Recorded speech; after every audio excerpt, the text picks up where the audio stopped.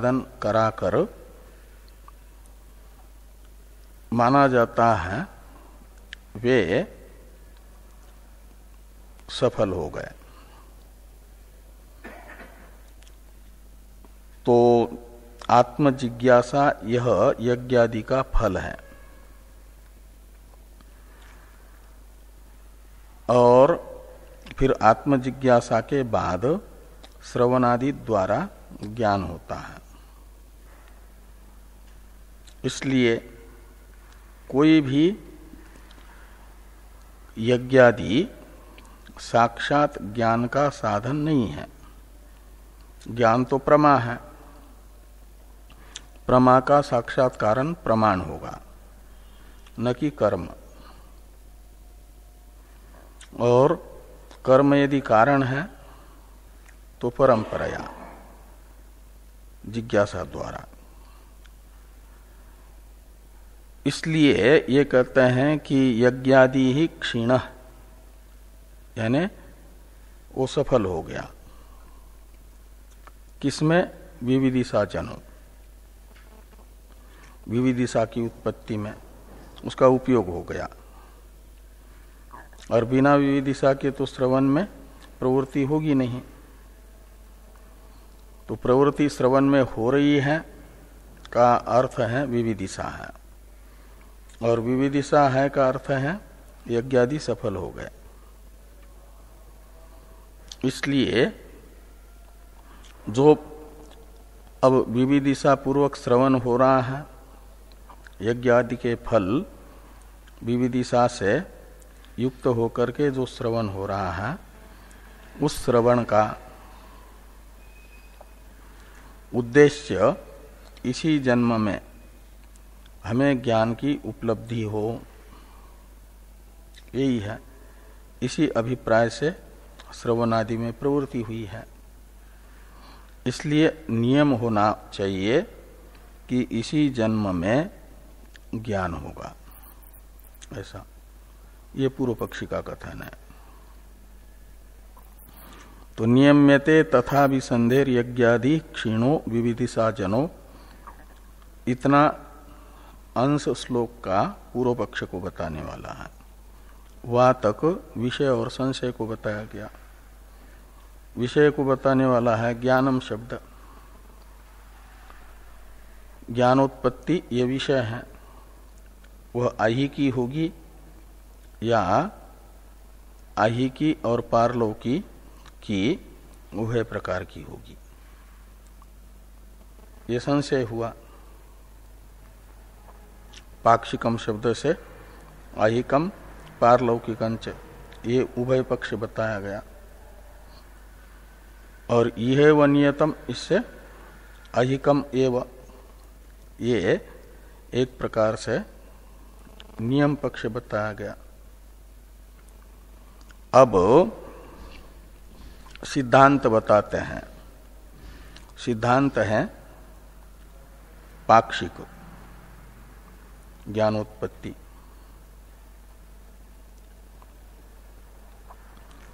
तो कहते हैं प्रतिबंधे असति ज्ञानम अत्र भवति, ऐसे लगाना। यदि प्रतिबंध नहीं है तो ज्ञान यहीं पर होगा, इसी जन्म में होगा। जो जो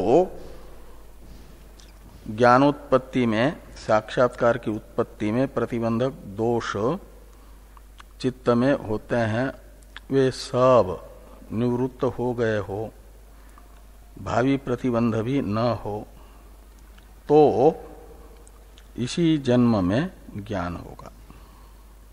अहम ब्रह्मास्मि, ऐसा।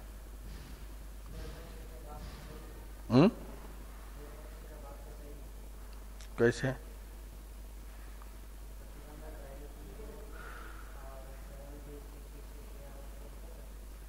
हाँ, तो लेकिन इसी जन्म में होगा ये निश्चित नहीं है, नियम नहीं है।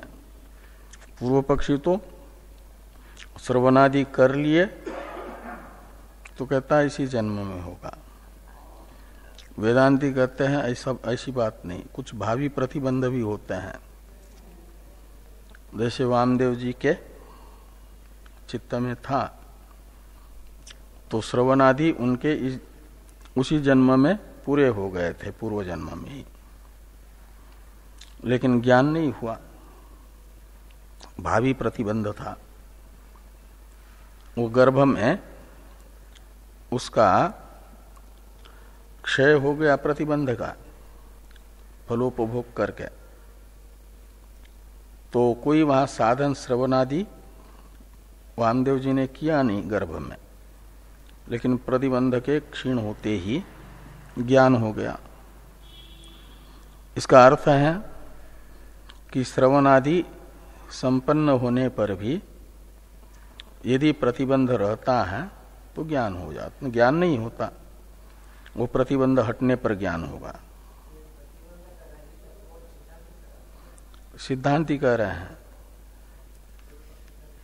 वो प्रथम श्लोक में पूर्व पक्ष होता है, द्वितीय श्लोक में तो होता है सिद्धांत। ये द्वितीय श्लोक चल रहा है ना?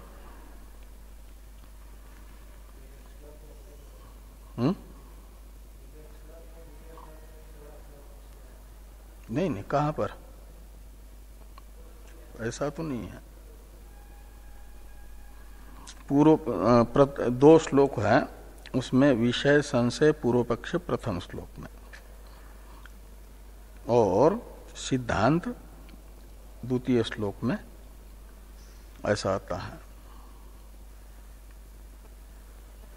अभी तक तो हमने ऐसा ही देखा है अधिकरण में, अधिकरण सार में ऐसे श्लोक है, दो श्लोक बनाए हैं। तो प्रतिबंधे असति अत्र ज्ञानम, अत्र यानी अस्मिनेव जन्मनि, इसी जन्म में ज्ञान होता है यदि प्रतिबंध नहीं है तो। और यदि प्रतिबंध है तो कहते जन्मांतरे अन्यथा, अन्यथा का अर्थ है प्रतिबंधे सति। तो प्रतिबंध यदि विद्यमान रहेगा तो जन्मांतर में ज्ञान होगा।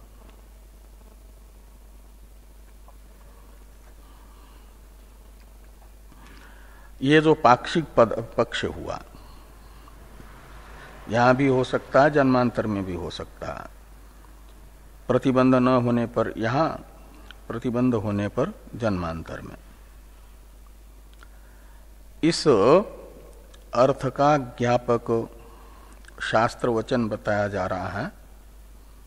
श्रवणाय इत्यादि शास्त्रात्, श्रवणायापि बहुभिर्यो न लभ्य इत्यादि श्रुति वचन ये बताता है।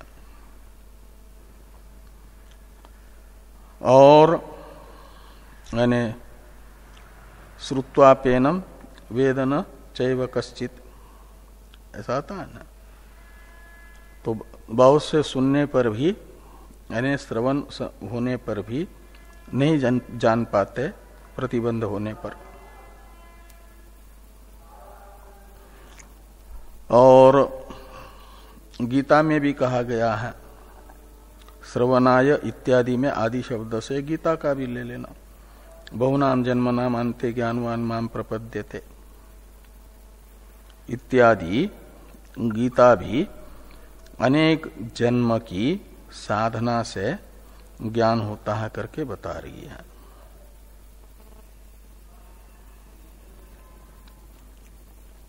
और श्रुति ने वामदेव को श्रवणादि से संपन्न होने पर भी भावी प्रतिबंध के विद्यमान होने से गर्भ में ज्ञान बताया दूसरे जन्म में। वहां कोई श्रवणादि का साधन तो नहीं था, श्रवणादि साधन तो नहीं थे, बस प्रतिबंध हट गया, ज्ञान हो गया। पहले श्रवणादि हो गए थे लेकिन प्रतिबंध विद्यमान था तो साक्षात्कार नहीं हुआ। तो वामदेवोद्भवात अपि, यानी श्रवणादि संपन्न होने पर भी वामदेव का जो भावी जन्म हुआ, इससे ज्ञापित होता है कि ज्ञान प्रतिबंध होने पर जन्मांतर में भी होता है, और प्रतिबंध न हो तो इस जन्म में भी होता है। ये सिद्धांत इस अधिकरण का द्वितीय श्लोक के द्वारा बताया गया। अब भाष्य को देखिए, भाष्य से पहले टीका देखिए, भाष्य की अवतरण। अहिकम अपि संन्यासादि बाल्यान्तम साधन जातम उक्त्वा तत्साध्य विद्या जन्म विचार्यते इति संगतिम वदन्। अहिकम अपि संन्यासादि बाल्यान्तम साधन जातम उक्त्वा,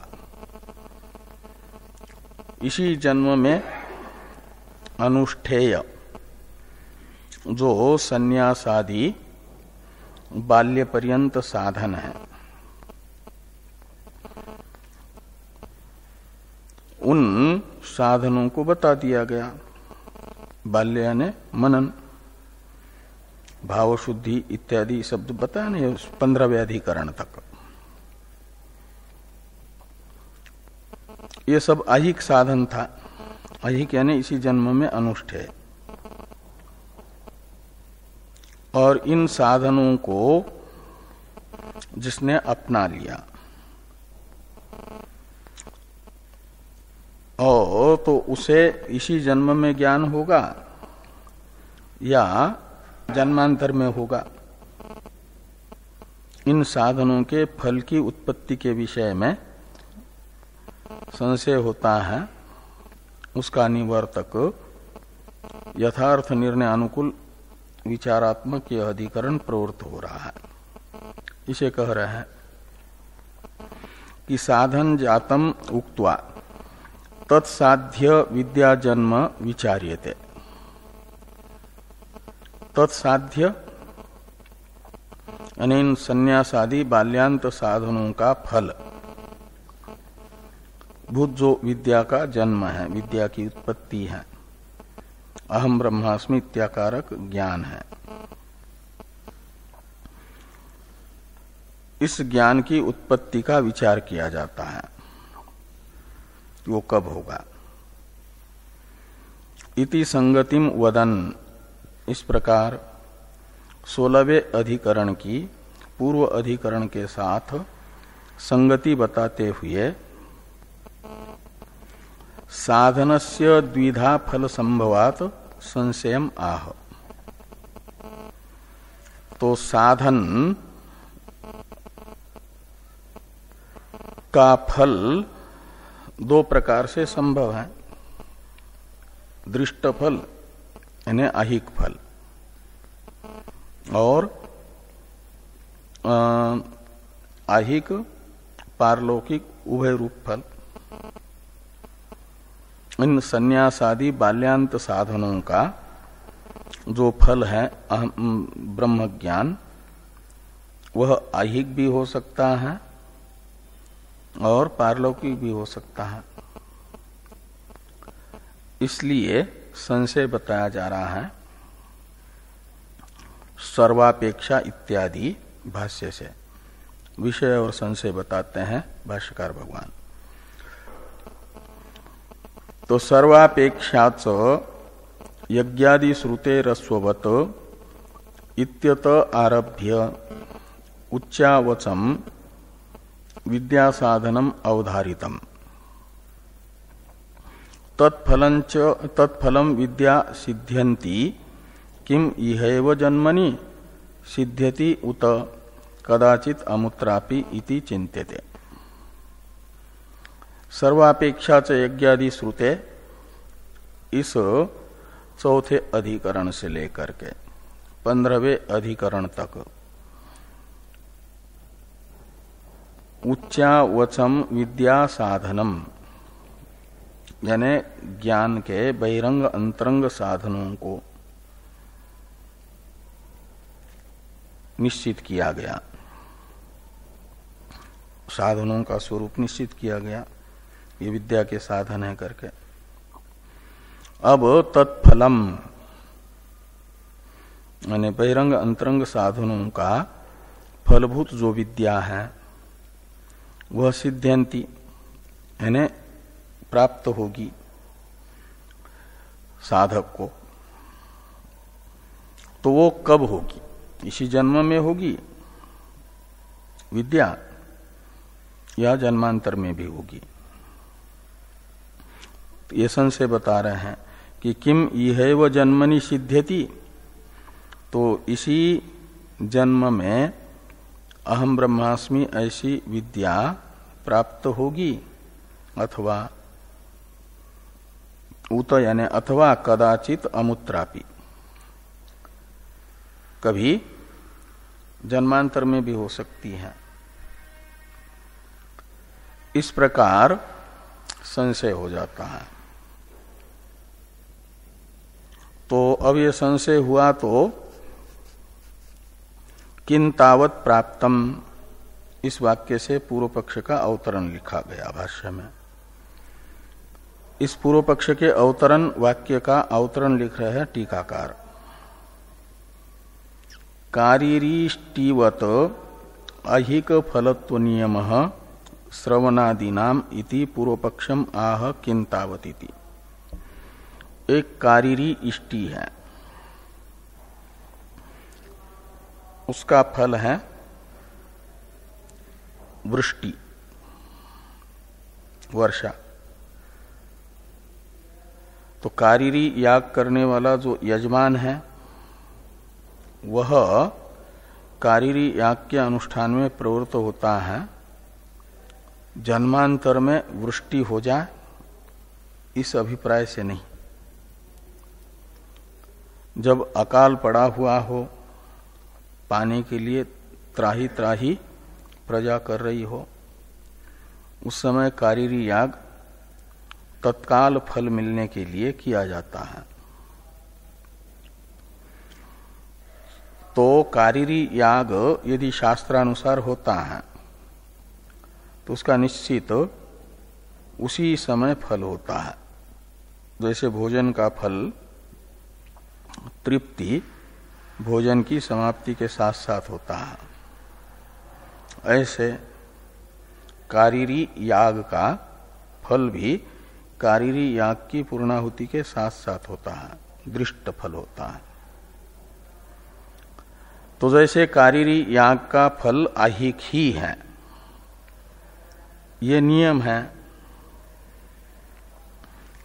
तो कारीरी इष्टि में आहिक फलत्व नियम है, ऐसे ही श्रवणादि साधनों का भी आहिक ही फल होगा, इसी जन्म में फल होगा, ऐसा नियम मानना उचित है। यह पूर्व पक्ष बताया जा रहा है। किन तावत प्राप्तम, तो पूर्व पक्ष ने कहा इहैव इति, तो श्रवणादि साधनों का फल अहम ब्रह्मास्मि त्याकारक बोध इसी जन्म में होगा, श्रवणादि होते ही। तो हेतु पूछा जा रहा है पूर्व पक्षी को, किम कारणम, कहा इसी जन्म में होगा, इसका कोई हेतु होना चाहिए ना। हेतु क्या है, ये पूर्व पक्षी से प्रश्न किया गया। इस नियम में क्या हेतु है कि इसी जन्म में अहम ब्रह्मास्मि बोध साधक को होगा जिसके श्रवणादि पूरे हो गए उसे। तो हेतु बता रहे पूर्व पक्षी, श्रवणादि पूर्विका ही विद्या, न च कश्चित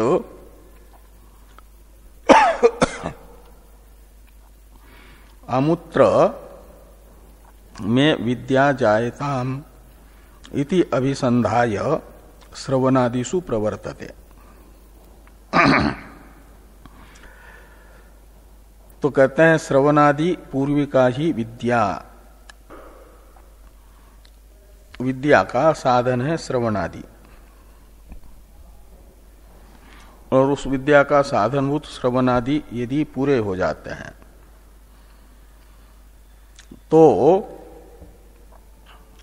फिर उन साधनों का फल उनकी पूर्णता के साथ साथ होना चाहिए, क्योंकि श्रवणादि रूप साधन में प्रवृत्त होने वाला जो भी साधक है वह इस अभिप्राय से श्रवणादि में प्रवृत्त नहीं होता कि मुझे जन्मांतर में अहम ब्रह्मास्मि ऐसा बोध हो, ऐसा इस उद्देश्य से श्रवणादि में प्रवृत्त नहीं होता। तो ये कह रहे हैं कि न च कश्चित यानी कोई साधक अमूत्र यानी जन्मांतर में विद्या जायता मुझे ब्रह्मबोध हो जाए इति अभिसंधाय ये उद्देश्य रख करके श्रवणादिषु न च प्रवर्तते, श्रवणादि में उसकी प्रवृत्ति नहीं होती है, अपितु उसकी प्रवृत्ति होती है मुझे इसी जन्म में अहम ब्रह्मास्मि ऐसा बोध हो जाए, इस उद्देश्य से होती है।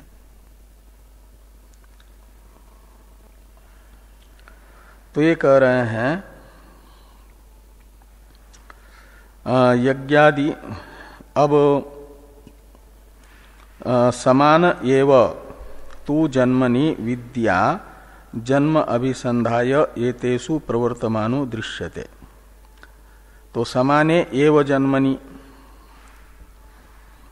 इसमें समान शब्द का अर्थ है एक ही जन्म में, यानी उसी जन्म में, जिस जन्म में श्रवणादि करने के लिए प्रवृत्त हो रहा है, ज्ञान के साधनों में प्रवृत्ति जिस जन्म में हो रही है उसी जन्म में मुझे विद्या प्राप्त हो जाए, ऐसा उद्देश्य रख करके ये तेषु यानी श्रवणादिषु प्रवर्तमानो दृश्यते, प्रवृत्त होता हुआ साधक देखा जाता है।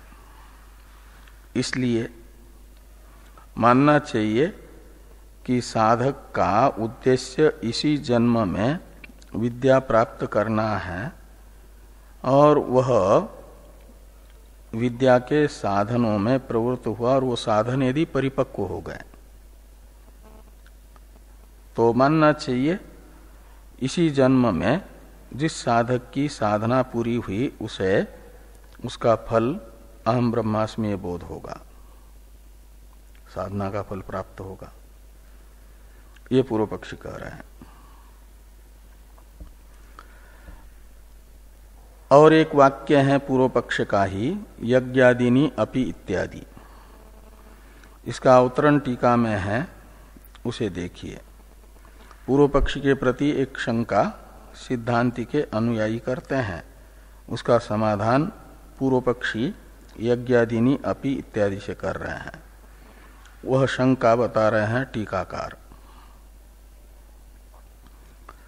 ननु आमुष्मिक फलक यज्ञादि साध्य विद्यायाः कथम आहिकत्व नियम इत्यत आह यज्ञादिनी अपीति। कहते हैं आमुष्मिक फल वाले जो यज्ञादि हैं वे भी तो विद्या के साधन के रूप से बताए गए हैं, जिनका जन्मांतर में फल होना है। तो जन्मांतर फलक यज्ञादि भी विद्या के साधन होने से जन्मांतर में भी यज्ञादि का फलभूता ये विद्या हो सकती है। तो ये आप नियम कैसे कर सकते हैं कि इसी जन्म में होगा ज्ञान? यह नियम अनुचित है। ऐसी शंका यदि पूर्व पक्षी करते हैं, जन्मांतर फलक यज्ञादि का फल ब्रह्म विद्या होने से जन्मांतर में होती है, ये मानना उचित है, ऐसा यदि सिद्धांति के अनुयायी पूर्व पक्षी को कहते हैं तो पूर्व पक्षी बता रहे हैं यज्ञादिनी अपि श्रवणादि द्वारेण एव विद्याम जनयन्ति प्रमाणजन्यत्वात् विद्याया। कहते हैं यज्ञादि ब्रह्म विद्या के साधन हैं तो साक्षात साधन नहीं है। वे तत्व जिज्ञासा उत्पन्न करके क्षीण हो जाते हैं, उनका फल है वैराग्य पर्यंत। इसीलिए यदाते मोह कलिलम बुद्धिर्वेति तरिष्यति तदा गंतासि निर्वेदम श्रोतव्यस्य श्रुतस्य च। इस वाक्य से कहा जा रहा है आहिक पारलौकिक विषय विषयक वैराग्य बुद्धि में जब आ जाए तो फिर बहिरंग साधन जो चित्त शुद्धि का हेतुभूत है कर्म उस छूट जाता है। योगारूढ़स्य तस्यैव, उसे वैराग्यवान को कहा जाता है योगारूढ़ हो गया। वो ज्ञान योग आरुरुक्षु हो गया, आत्मजिज्ञासु बन गया। तो फिर शमः कारण मुच्यते, वैराग्य हो गया तो योगारूढ़स्य तस्यैव शमः कारण मुच्यते। वैराग्यवान हो गया कर्म फल के प्रति तो उसे माना जाता है योगारूढ़, यानी ज्ञान के अंतरंग साधनों का अधिकारी। तो उसकी फिर श्रवणादि में प्रवृत्ति, और श्रवणादि में प्रवृत्ति कराने तक ही ज्ञान का फल है। सीधे सीधे ज्ञान रूपी फल माना जाता है यज्ञादि का, अंतरंग साधन के अनुष्ठान की योग्यता प्रदान करता है। तो ज्ञान के अंतरंग साधनों की योग्यता आ गई तो माना जाता है यज्ञादि का फल मिल गया। वो सीधे कहीं ज्ञान को उत्पन्न नहीं करते, ज्ञान प्रमारूप होने से वो प्रमाण से उत्पन्न होगी, श्रुत तत्वमशादी वाक्य से होगी। श्रुत यानी विचारित। ये यहां पर कहा कि यज्ञादिनी अपि श्रवणादि द्वारेण एव विद्याम जनयन्ति प्रमाणजन्यत्वात् विद्याया। विद्या तो प्रमा होने के कारण वो प्रमाण से जन्य है, और प्रमाण है उपनिषद, तो विचारित उपनिषदों से, श्रुत उपनिषदों से अहम ब्रह्मास्मि यह विद्या होगी। और वेदांत विचार ठीक ठीक करने की योग्यता यज्ञादि लाते हैं। इसलिए ये नहीं कि अदृष्ट फलक यज्ञादि का साधन के रूप में विद्या के विधान होने से यज्ञ जन्मांतर में विद्या होगी, ये कहना ठीक नहीं है। ये पूर्व पक्षी ने कहा। पूर्व पक्ष का उपसंहार वाक्य है तस्मात् अहिकम एव विद्या जन्म इति। तो यज्ञादि ब्रह्म जिज्ञासा के द्वारा विद्या के हेतु हैं, और ब्रह्म जिज्ञासा पूर्वक ही श्रवणादि में प्रवृत्ति हो रही है, और श्रवणादि में प्रवृत्त होकर के श्रवणादि पूरे हो गए हैं जिसके, उसे इसी जन्म में ज्ञान होगा, ये नियम उचित है। ये पूर्व पक्ष हुआ।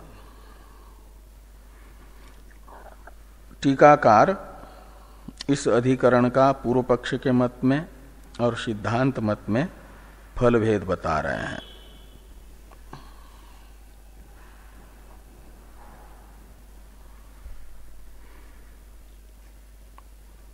शुद्धि द्वारा यज्ञादि भी ही श्रवणादिषु साक्षात विद्या हेतुषु घटितेषु विद्या विलंबो न युक्त दृश्यते च विलंब। अतः श्रवणादेर विद्या हेतुत्वम असिद्धम इति पूर्व पक्षे फलम। ये पूर्व पक्ष के मत में फल हुआ। क्या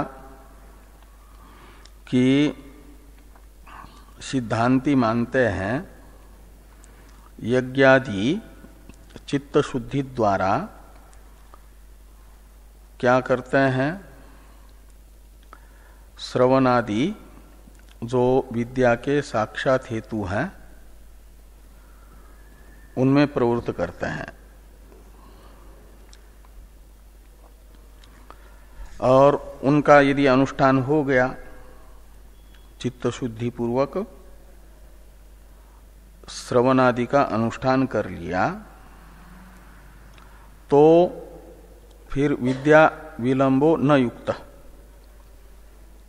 श्रवणादि जो विद्या के अंतरंग साधन है वे ठीक ठीक संपन्न हो गए, तो फिर अहम ब्रह्मास्मि इत्याकारक बोध में विलंब प्रतीक्षा अनुचित है, विलंब नहीं होना चाहिए, उसी समय ज्ञान होना चाहिए। लेकिन कहते हैं दृश्यते च विलंब, श्रवणादि ठीक ठीक संपन्न होने पर भी किसी किसी साधक में विद्या जन्म में विलंब देखा जा रहा है, तो इसके लिए कहते हैं दृश्यते च विलंब अतः श्रवणादेर विद्या हेतुत्वम असिद्धम।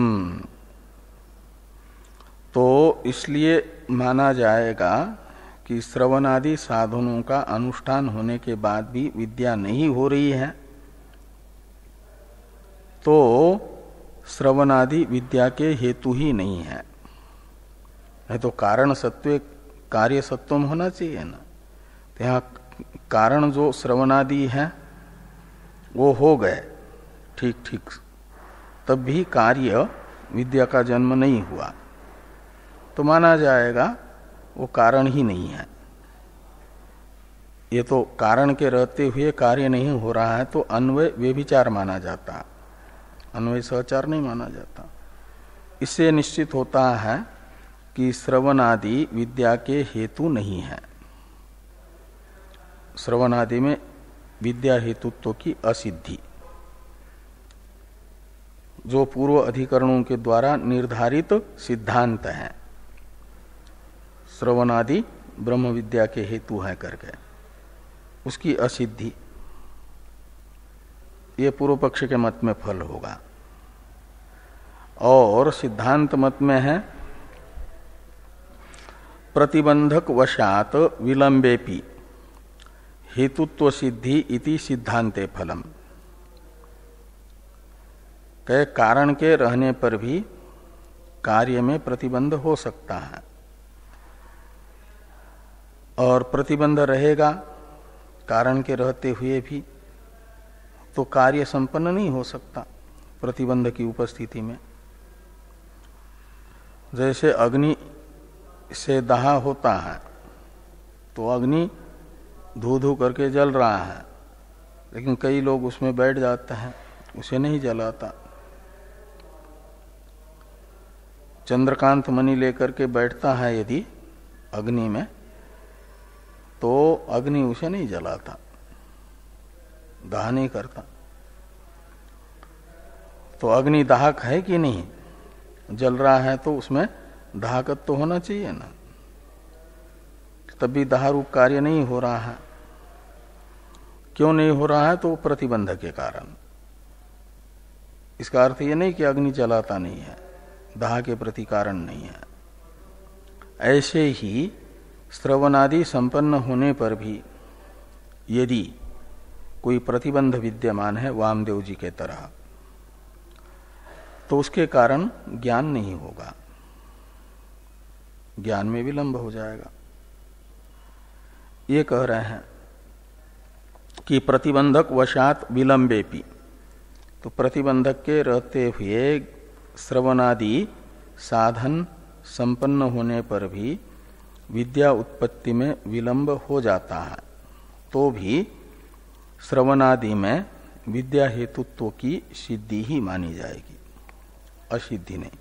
जैसे दाह के प्रति अग्नि को कारण माना ही जाता है, चंद्रकांत मणि की उपस्थिति में दाह न होने पर भी अग्नि हेतु है दाह का।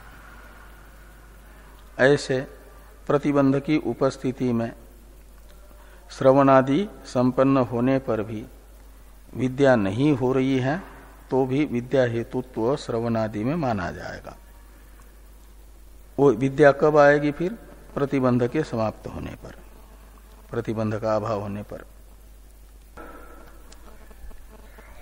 तो ये कहते हैं प्रतिबंधक वशात विलंबेपि हेतुत्व सिद्धि इति सिद्धांते फलम मत्वा चित्रादिवत अनियत फलम श्रवणादिकम इति सिद्धांतेति एवमेति।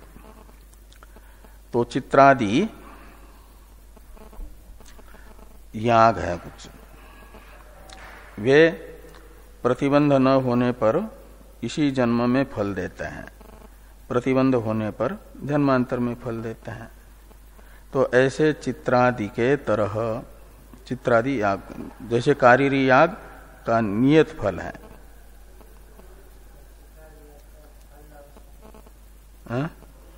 वो फल देखना पड़ेगा क्या है चित्र। हाँ कारीरी याग का है वृष्टि फल, इसका दृष्ट फल और क्या है ये अभी हमको पता नहीं है, पता करना पड़ेगा, यानी चित्रादि प्रकरण में देखना पड़ेगा। तो चित्रादिवत अनियत फलम श्रवणादिकम इति सिद्धांतेति। तो अब भाष्य में है एवं इत्यादि। तो एवं प्राप्ते वदाम, तो एवं प्राप्ते वदाम का अर्थ है इस प्रकार, ये प्राप्त होने पर, पूर्व पक्ष प्राप्त होने पर एवं प्राप्ति का अर्थ है, पूर्व पक्ष ये हुआ कि श्रवणादि संपन्न होने पर इसी जन्म में निश्चित रूप से ज्ञान होगा, ये नियम। इस प्रकार का नियम प्राप्त होने पर वदाम हम सिद्धांत बताते हैं। इस अधिकरण के सिद्धांत को सूत्र से बता रहे हैं, अहिकम अपि इत्यादि से। यह आज पूरा होगा भी नहीं, इसे कल कर लेंगे सिद्धांत।